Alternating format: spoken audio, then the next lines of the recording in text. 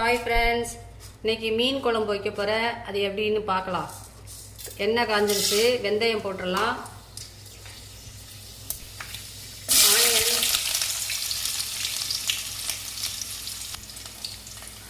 இப்போ டொமேட்டோ அரைச்சி வச்சுருக்கேன், அதை ஆட் பண்ணலாம். தக்காளி வதங்கிடுச்சு.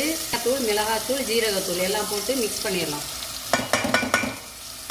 வதங்கின உடனே புளிக்கரைசல் ஊற்றிடலாம். இப்போ எல்லாம் கூட்டி வச்சாச்சு.